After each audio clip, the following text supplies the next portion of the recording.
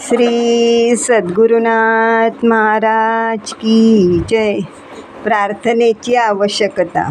आपण अमर व आनंदी असून आपले अमरत्व व आनंद गमावून परतंत्र होऊन बसलो आहोत. त्यामुळे जिकडे तिकडे दुःख व गोंधळ माजला आहे. सृष्टीकडे न्याहाळून पाहू लागलो तर कोठे नवरा बायकोचे जुळत नाही, तर कोठे आईबापांचे व मुलाचे पटत नाही, तर कोठे गुरु शिष्यांचे जमत नाही, तर कोठे स्नेयास्नेयांचे बनत नाही. याचे कारण काय म्हणून शोधू लागल्यास अखिल विश्वाच्या मुळाशी असणाऱ्या दैवी शक्तीचा विसर पडला हेच कारण दिसून येईल.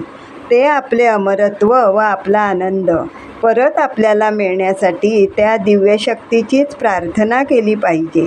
त्याशिवाय दुसरा मार्गच नाही.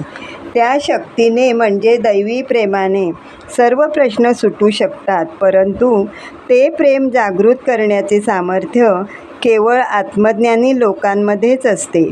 संतांच्या शिकवणीप्रमाणे प्रभूची प्रार्थना केल्यास राग द्वेषादी विकार मावळून आपले अमरत्व व आपला आनंद आपल्याला मिळेल.